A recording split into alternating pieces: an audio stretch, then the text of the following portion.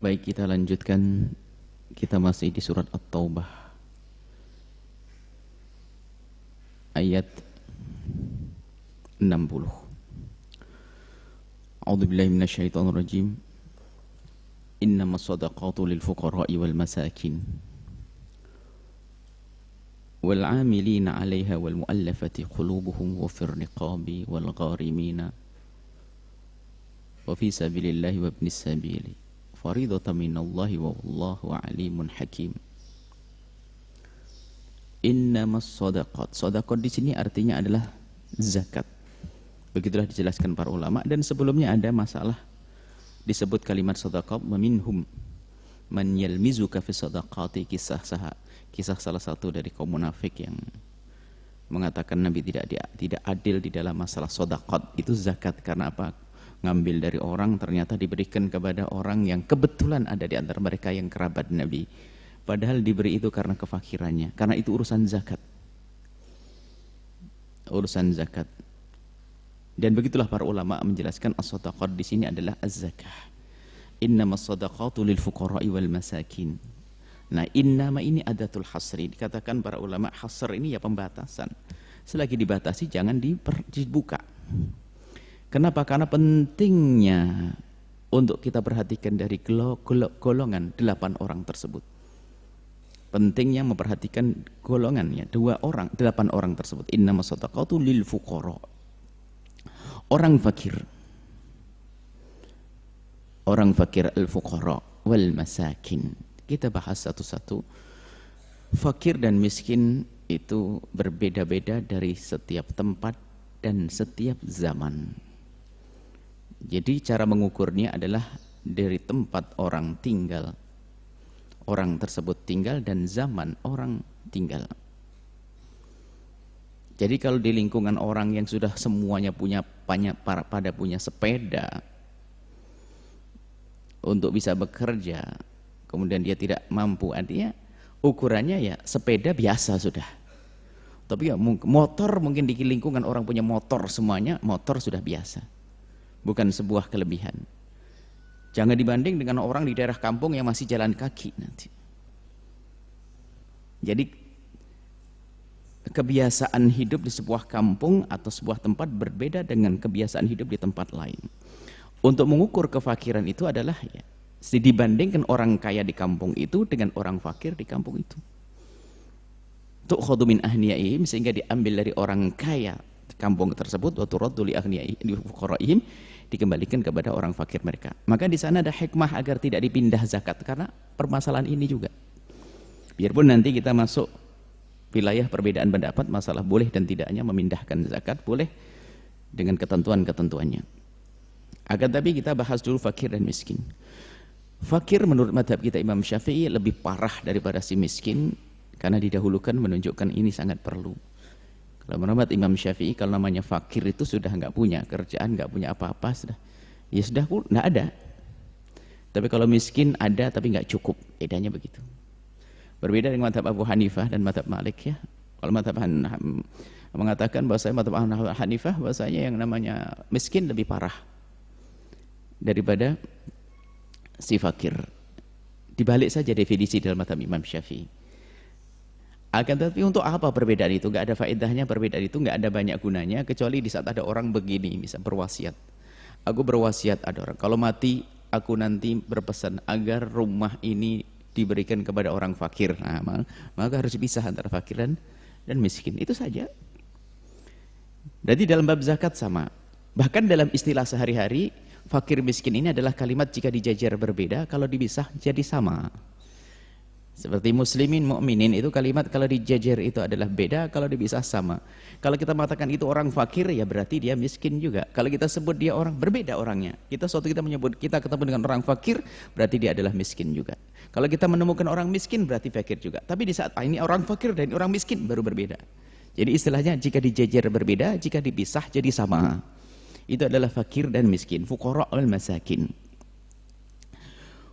Nah ini orang fakir yang dia tidak punya apa-apa, makan nggak ada. Kalau ada sangat sedikit. Artinya kalau tidak ada yang ngasih, ya sudah pasti nggak makan dia. Kalau miskin masih ada tapi kurang.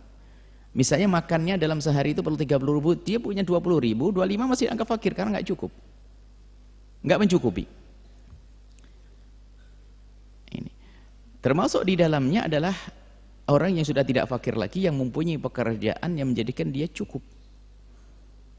Dengan pekerjaan, dia punya tenaga, pekerjaan yang menjadi sebab dia cukup. Ini dikatakan dalam mazhab kita dianggap cukup, artinya cukup beneran. Bukan cukup hari ini, kan hidupnya bukan untuk makan saja kan. Ada kehidupan yang lain untuk kepentingan anaknya, sekolah dan sebagainya, harus begitu. Jika dikumpulkan ternyata sebulan kurang terus atau setahun tetap kurang terus, maka saat itulah disebut sebagai orang fakir. Sehingga cara menyantuni orang, cara memberikan orang fakir pun bermacam-macam. Kalau madhab Imam Syafi'i ya secukupnya hari itu dulu karena adanya, atau secukupnya 2 hari, atau bahkan sebagian mengatakan boleh sampai asalkan tidak sampai derajat 1 nisab selain dari madhab kita, atau diberi persiapan untuk 1 tahun.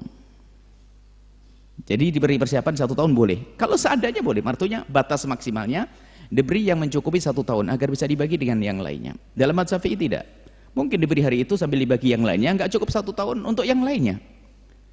Nah, karena uangnya tidak mencukupi untuk 1 tahun, ya cukup untuk seminggu, nolong seminggu, berikan untuk seminggu.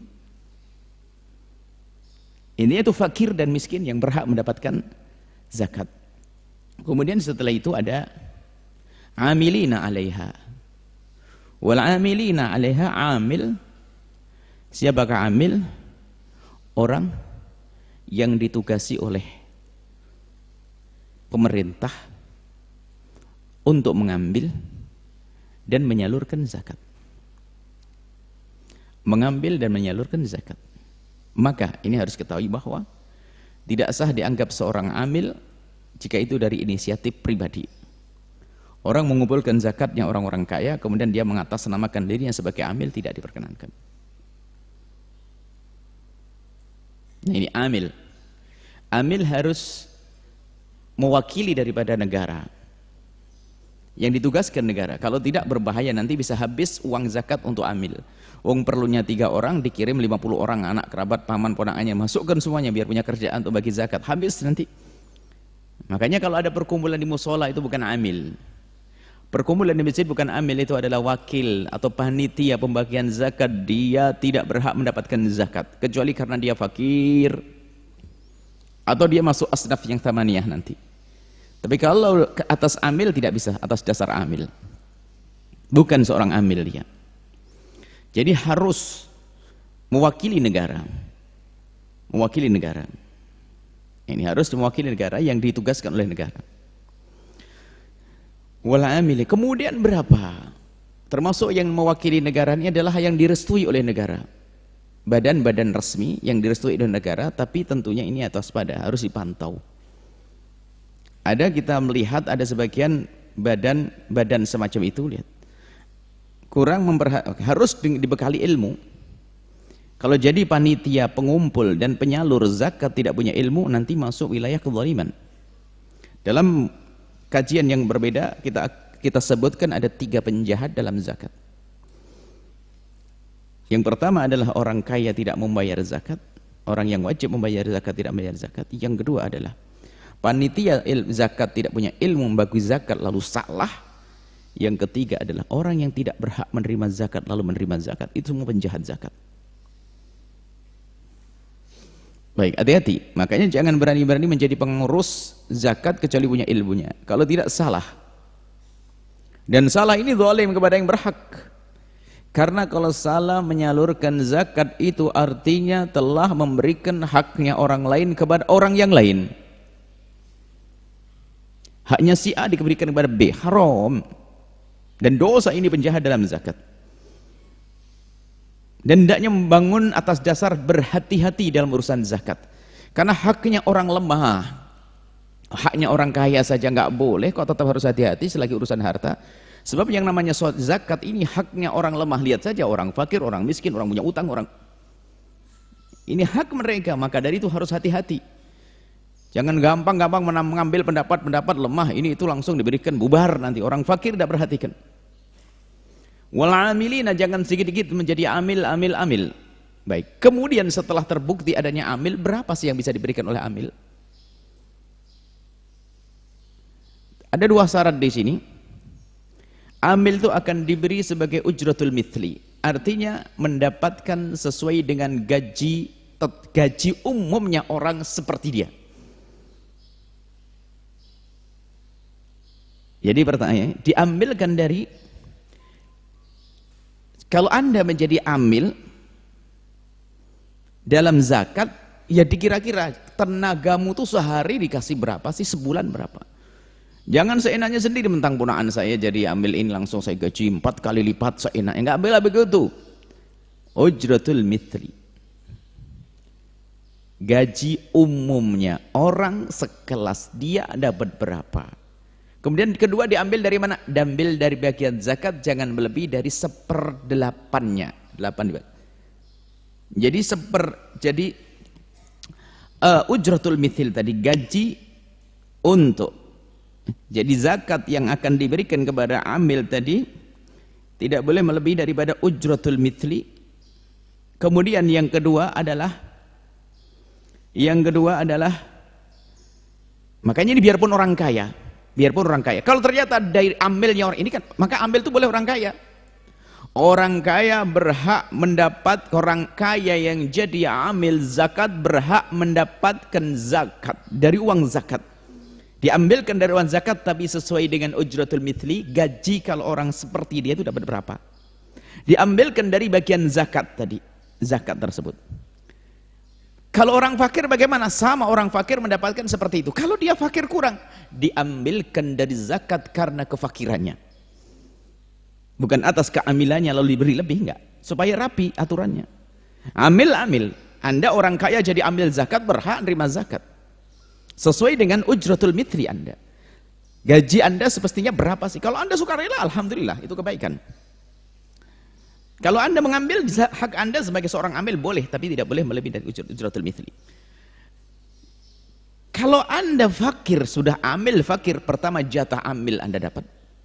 Jika kurang kebutuhan Anda, diambilkan dari jatah Anda sebagai seorang fakir atau miskin. Seperti itu.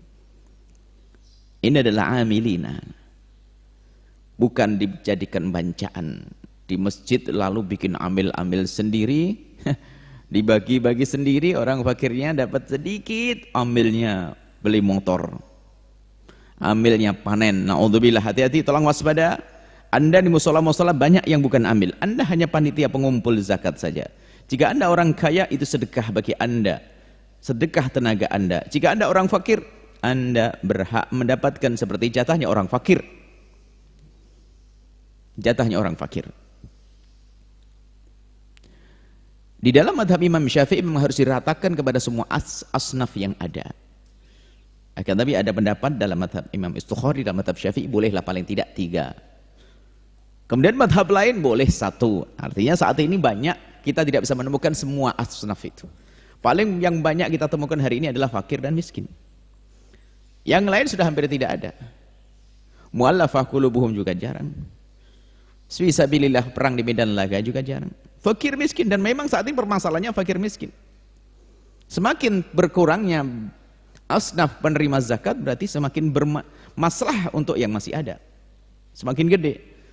Tapi sudah semakin yang lain tidak ada, tetap saja fakir miskinnya tidak terawat. Karena salah menyalurkan zakat.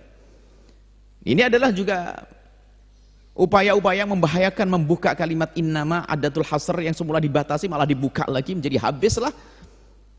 Sesaat fisabilillah diperlebar, sesaat ini diperlebar, berbahaya. Ambilnya diperlebar. Akhirnya orang fakir tidak mendapatkan bagian. Ini zalim kepada orang yang berhak menerima zakat. Hati-hati. Jangan main-main urusan zakat.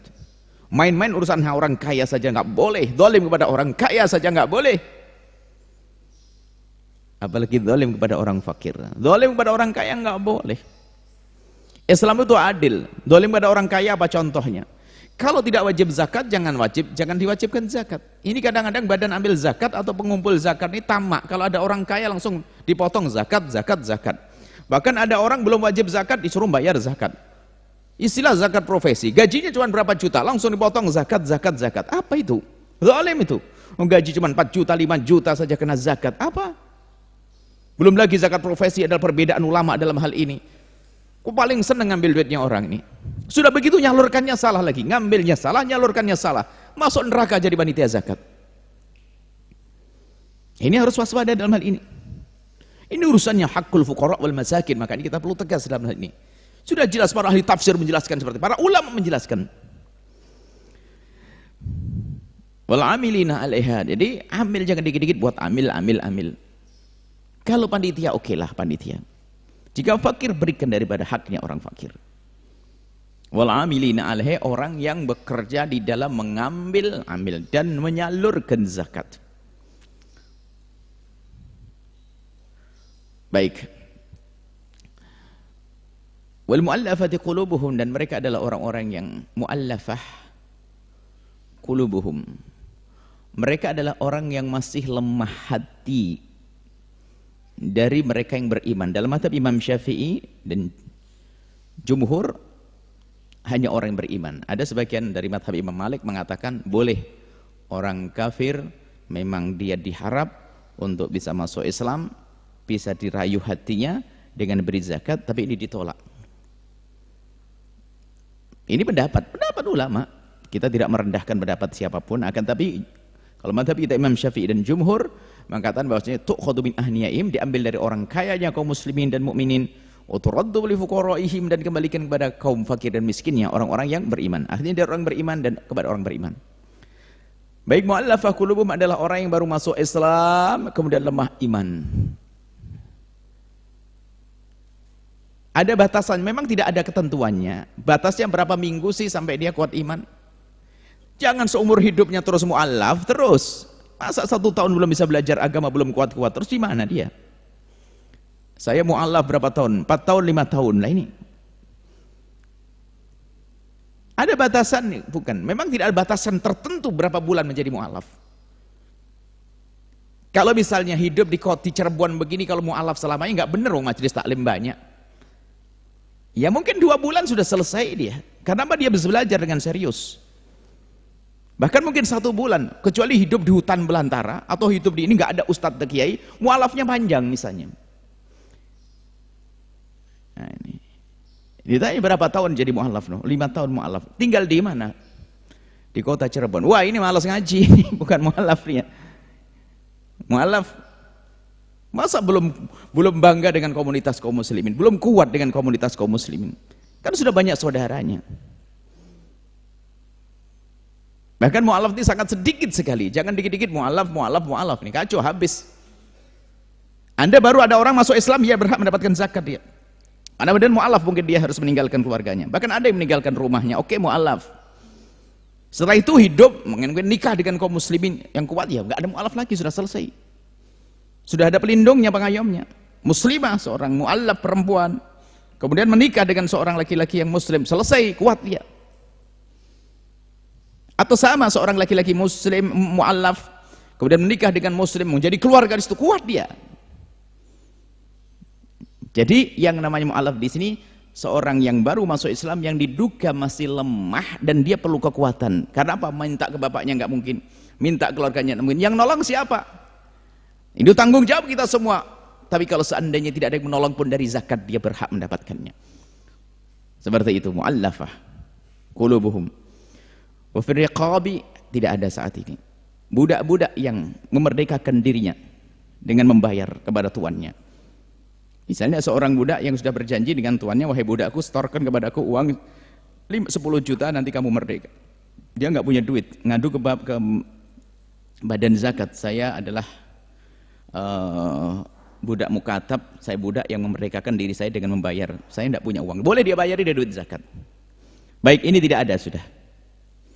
Loh, indah Islam. Kalau kita bicara tentang masalah memerdekakan, masalah perbudakan, Islam itu memperbanyak sebab memerdekakan budak, mempersempit sebab perbudakan. Berbeda di luar Islam. Sebab perbudakan banyak sekali. Utang piutang itu kalau di dalam jahiliyah dan masih berlaku juga sampai beberapa tahun setelah itu. Utang piutang nggak bisa bayar, mana anakmu jadikan budak sini, dibayarkan dengan anaknya. Jadi budak. Jadi di dunia kafir itu sebab perbudakan banyak, Sebab memerdekakannya sempit satu tok, yaitu apa? Kalau tuannya mau memerdekakan, merdeka. Kalau Islam enggak, dibalik.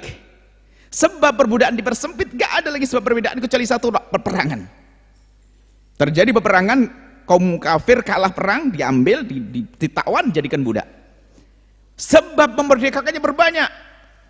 Sumpah, melanggar sumpah, kafarahnya harus merdekakan budak. Menggauli istrinya di siang hari Ramadan, budak. Ini budak. Zakat, budak dimerdekakan banyak. Jadi sebab perbudakannya satu,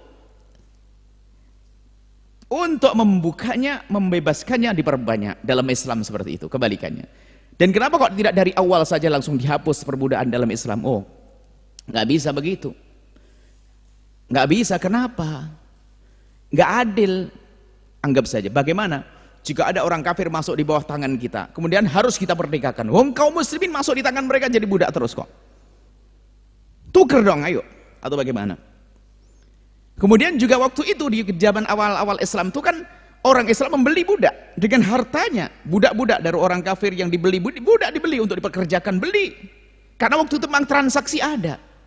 Bagaimana sudah beli 10 miliar saya beli budak, besok suruh merdekakan, nyungsep dia. Maka Islam diimbau merdekakan, merdekakan, merdekakan, merdekakan. Jadi pahala sampai tuntas.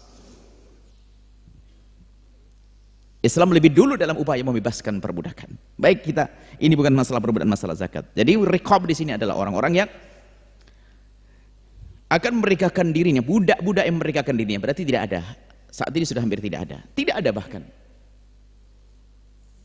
Wal gharimina, mereka-mereka yang punya utang. Utang ada dua, utang untuk dirinya sendiri. Yang kedua adalah utang untuk mendamaikan orang lain. Jika utang untuk kepentingan dirinya sendiri, maka baru boleh dia mendapatkan zakat kalau memang dia jatuh melarat karena dia utang untuk dirinya sendiri. Untuk kepentingan keluarga, anak dan sebagainya, sampai tiba-tiba kelilit utang. Tapi ada orang utang memang untuk mendamaikan dua orang yang berselisih, yang akan menjadi sebab pertumpahan darah. Pertumpahan darah. Atau perseteruan permusuhan yang tidak berakhir-akhir. Maka kalau mendamaikan ternyata dia perlu uang, maka dia boleh mendapatkan zakat untuk mendamaikan tadi. Jadi begitu pentingnya mendamaikan, biarpun dia orang kaya. Sebagian ulama mengatakan seperti itu, biarpun dalam ini khilaf. Bahkan sebagian mengatakan begini, kalau ada orang menjadi juru damai, mengeluarkan uangnya untuk mendamaikan orang sampai dia melarat, maka dia boleh mendapatkan zakat. Tapi dibantah oleh yang lainnya, kan cukup dengan yang melarat saja, pakai kalimat melarat, tidak usah pakai ngutang. Kan boleh nerima zakat karena kemelaratannya, nggak usah pakai kalimat ngutang. Kan begitu. Itu perdebatan di antara para ulama. Yang jelas, jika seandainya ada orang menjadi juru damai, maka dia berhak mendapatkan zakat. Karena pentingnya menjadi juru damai. Kalau dia harus mengeluarkan uang untuk mendamaikan dua suku yang bermusuhan, atau dua orang yang bermusuhan, dia harus mengeluarkan uang. Misalnya, Anda orang kaya, Anda punya potensi untuk menyelesaikan permusuhan di kampung sana. Anda kaya. Alangkah indahnya kalau Anda mengeluarkan dari uang Anda. Tapi Anda orang kaya tapi kelas pelit. Tapi Anda punya potensi untuk mendamaikan. Naudzubillah. Semoga Anda kaya yang dermawan. Nggak bisa pergi, bisa dikeluarkan dari duit zakat Anda, diambilkan dari duit zakat untuk menyelesaikan urusan sana. Pergi ke sana dan nginep di sana karena Anda punya potensi untuk menyelesaikan. Seperti itu. Siapa ini?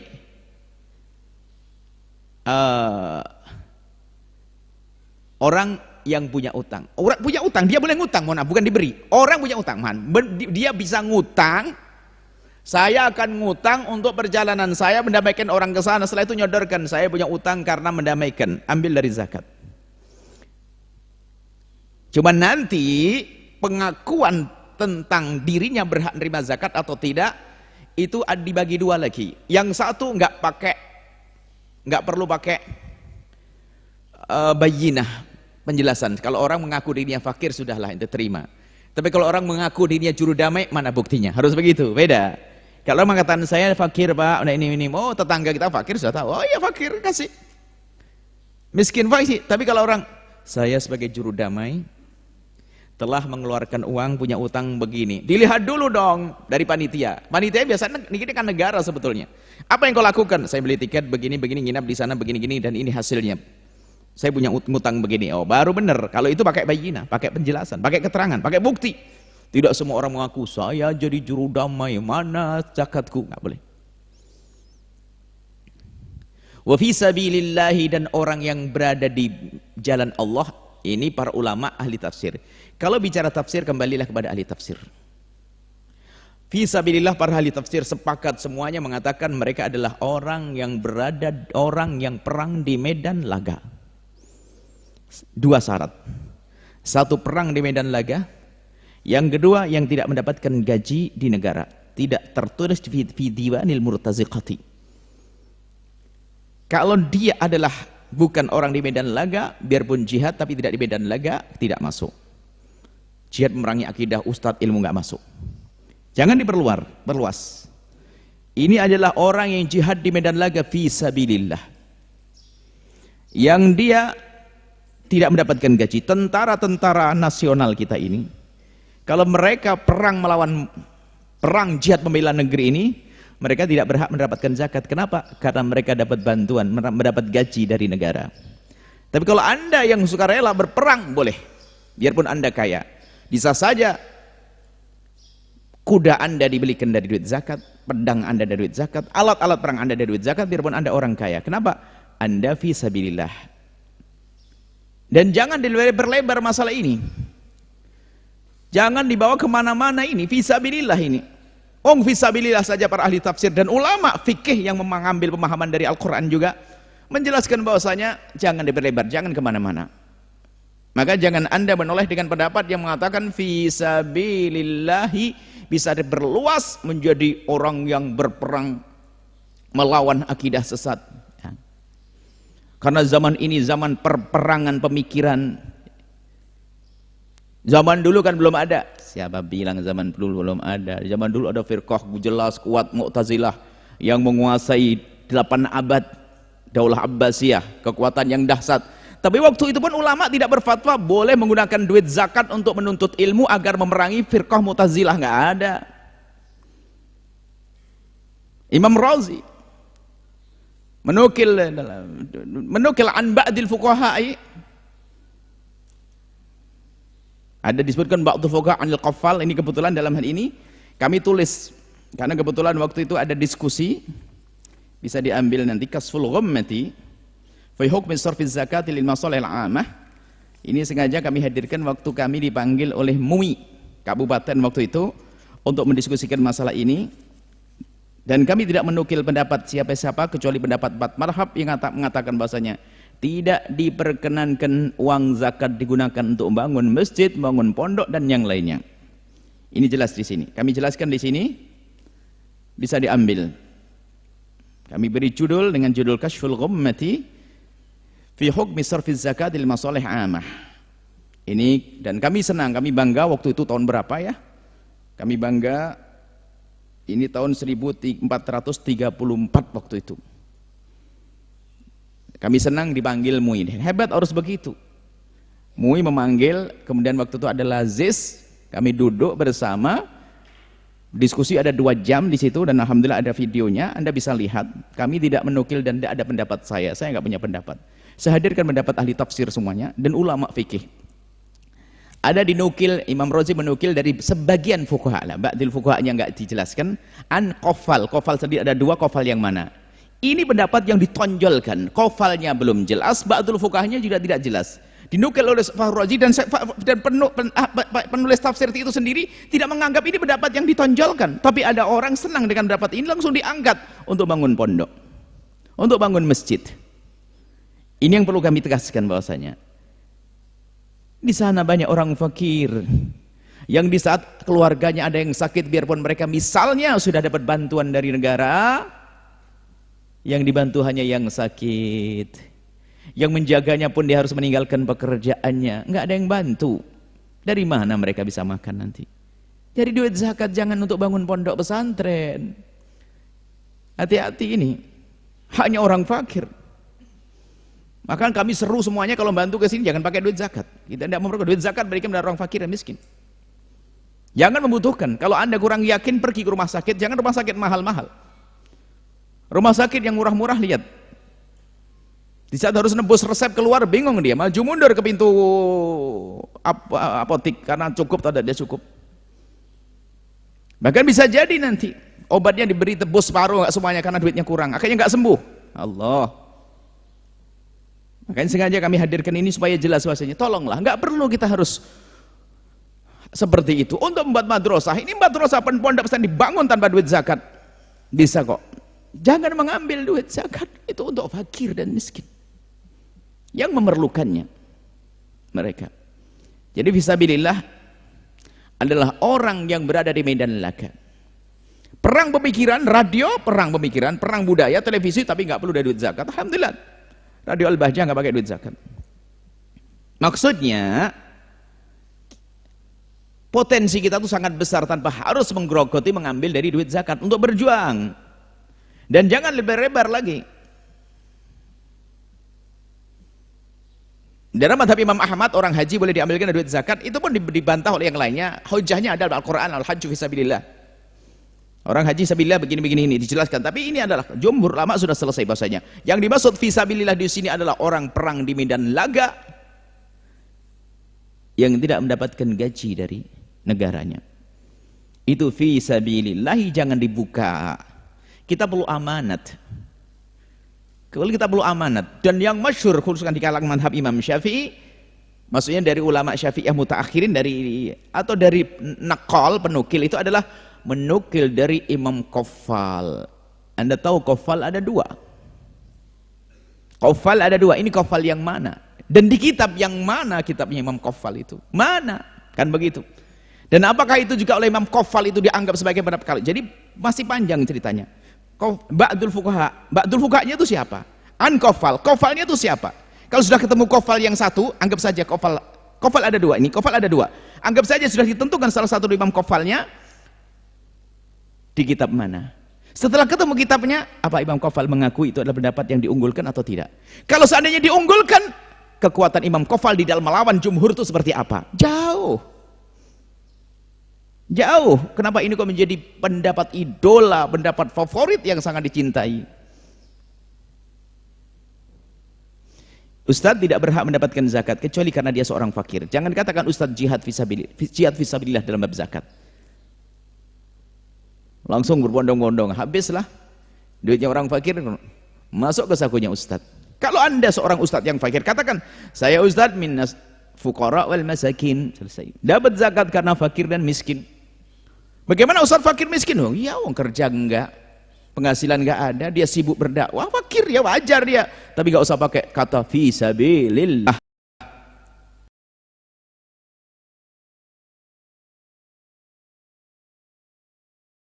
Kalnya habis di tengah jalan. Biarpun dia orang kaya. Ada orang Surabaya pulang dari Jakarta, duitnya jatuh, lalu mampir ke rumah Anda di Cirebon, lalu berkata saya ingin pulang ke Surabaya nggak ada bekal. Oh, Bapak kaya? Oh, saya kaya raya, saya punya hotel 6, saya punya resto banyak di Jakarta. Oh, ya. Sudah Anda beri zakat dari zakat Anda untuk menyampaikan dia sampai ke tempatnya saja, bukan berlebihan. Itu gambarnya zaman dulu belum ada transfer ya. Ya, belum ada transfer. Apakah wajib mengganti orang yang enggak wajib mengganti, dia berhak kok sepanjang di perjalanan dia sebagai ibnus sabil, anak jalan. Maksudnya anak jalan itu ya orang yang di tengah jalan kehabisan bekal. Seperti itu, biarpun orang kaya. Jadi, jika ada orang terputus di tengah jalan bekalnya, dia berhak untuk mendapatkan zakat untuk sampai ke tempat tujuannya. Kalau ini mau ke Jakarta tinggal berikan tiket saja sampai Jakarta, dikasih bekal makan. Kalau sini Pak Jakarta makan sekali. Tiket yang kita belikan sampai Jakarta, dari Jakarta ke tempatnya pakai ojek berapa? Jangan mahal-mahalnya. Ojek sudah lumayan, penting nyampe ke rumahnya. Orangnya keker gagal, tidak usah pakai taksi yang mahal-mahal. Kasih ojek, oke. Kalau seandainya kita belikan taksi yang bagus, anggap saja. Kalau ojek 50.000, kalau taksi 200, kasih 200 untuk uang makan dan sebagainya sampai di rumahnya. Bahkan selesai. Jadi kita beri secukupnya sampai ke tempatnya. Itu adalah ibnus sabil. Faridatan minallahi, ini adalah wajib. Zakat ini wajib, cara baginya seperti itu. Asnaf thamaniyah. Maka dalam mazhab Imam Syafi'i, hendaknya selagi semua asnaf itu ada diratakan ke semuanya. Tapi kalau dalam sebagian mazhab Syafi'i, sebagian kecil mazhab Syafi'i mengatakan boleh paling tidak 3. Mazhab yang lain boleh biarpun hanya diberikan kepada 1 orang karena hajat memang seperti itu. Mungkin karena duitnya enggak banyak. Kalau dibagi-bagi malah enggak ada rasa. Diberikan pada 1 orang untuk membebaskan dia. Hari ini tahun dia bayar zakat, tahun depan sudah memberi zakat. Bisa jadi begitu. Hari ini dia menerima zakat. Oke, saya beri hari ini zakat untukmu. Tapi ingat, tahun depan semoga kamu sudah bayar zakat. Kemudian zakat tidak boleh diberikan kepada orang yang di bawah naungannya dalam urusan nafkahnya.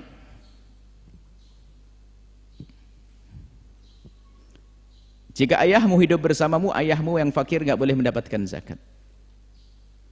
Anakmu yang bersamamu. Tapi ingat, memberikan zakat kepada kerabat yang tidak di bawah naungannya dalam urusan nafkah, kata baginda Nabi, mendapatkan 2 pahala. Yang pertama pahala silaturahim, yang kedua adalah pahala bersedekah, pahala bayar zakat. Maka dari itu wahai kaum muslimin dan muslimat, di saat Anda membayar zakat, maka jangan lupa utamakan tetanggamu yang dia adalah kerabatmu dulu. Tetanggamu yang dia adalah kerabatmu dulu. Karena dia mendapatkan pahala banyak. Cuman kadang-kadang begitu, kalau sudah kerabat kurang diperhatikan. Oh, dia kasihan betul dia. Dia itu namanya nempel dengan nama Anda yang kaya itu, sebenarnya nama Anda itu mengganggu dia. Anda yang pelit kepada dia, nama Anda itu ganggu dia. Kenapa? Anda kan kaya, dia fakir. Orang lain itu nduga pasti dikasih sama Anda. Wong Anda orang kaya kok. Sehingga orang lain di saat membantu dia, wah dia kan ponakannya orang kaya, sudahlah yang lain lah. Akhirnya terlalu terhalang gara-gara nempel kepada Anda namanya. Andanya pelit kan kacau. Maka digugah oleh Nabi, jika kau beri dia, maka itu pahalanya double. Pahalanya double. Pahala sedekah tadi, pahala bayar zakat, dan juga pahala silaturahim. Seperti itu. Kemudian juga utamakan tetangga-tetangga. Jangan sampai tetanggamu itu hanya mendengar deru mesin pabrikmu, atau mendapatkan abu mobil besarmu yang lewat, debu mobil besarmu yang lewat, debunya mengepul ke atas.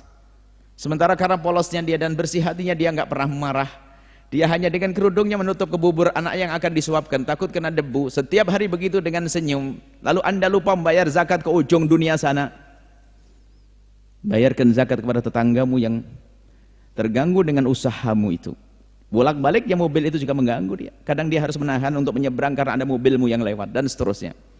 Makanya anjurannya kan begitu, tetanggamu dulu. Jangan pindah jauh-jauh dulu. Kecuali ada kepentingan yang lebih lagi. Misalnya yang tetangga biasa, fakir biasa, tapi jauh sana ada fakir dan sakit, jauh sana fakir dan kerabat, oke, kan double. Tetangganya fakir biasa, fakir bukan kerabat, dan tidak amat-amat. Tapi jauh di sana sudah fakir, kerabat, sakit lagi, wah double. Wallahu alimun. Allah maha tahu apa yang kau lakukan. Benar enggak? Jujur enggak hatimu dalam membagi zakat nih? Awas hati-hati. Allah alim. Dan jangan Anda merubah-rubah. Allah hakim. Sudah benar yang Allah tentukan, enggak usah. Selagi sudah pakai nama, jangan Anda buka-buka lagi. Allah alim, maha tahu tentang hambanya. Maka Allah memutuskan seperti itu. Allah maha tahu. Dan hakim, sudah bijak, sudah benar, Anda tidak usah utak-atik lagi. Seperti itu. Ini urusan zakat. Semoga Allah menjauhkan kita dari kejahatan-kejahatan dalam zakat. Dan semoga Allah menjadikan kita pembayar zakat. Tidak perlu nerima zakat. Yang saat ini masih nerima zakat, semoga Allah beri kecukupan. Dan semoga Allah mengampuni kita semuanya. Dan semoga Allah Subhanahu wa ta'ala memberikan kesadaran kepada orang yang wajib bayar zakat untuk bisa bayar zakat. Dan bagi siapapun yang saat ini masih salah Di dalam mengambil pendapat urusan zakat, semoga Allah beri kesadaran untuk menarik diri. Nggak ada perlunya dengan kesombongan. Kalau Anda sombong dengan saya, tidak seberapa. Tapi kalau sombong dengan hukum itu kan Allah. Jangan hanya karena yang ngomong saya lalu Anda tidak menerima. Ini sudah ulama. Kami ngomong dari ulama, bukan dari otak saya, bukan dari pendapat saya. Yang kami sampaikan ulama masalah pembagian zakat tadi. Ayo kita insaf semuanya, sadar semuanya. Jangan sampai membagi zakat tanpa ilmu membahayakan diri kita di akhirat. Sudahlah, kita perlu insaf. Insaf. Sadar bahwa hukuman di hadapan Allah itu berat. Zalim kepada orang kaya tidak boleh, zalim kepada orang fakir juga tidak boleh. Kezaliman adalah menjadikan sebab kegelapan nanti di akhirat. Menjadi sebab kita capek di akhirat. Dzulmu dzulumat fil akhirat, kata Nabi. Ini saja. Wallahu a'lam bissawab.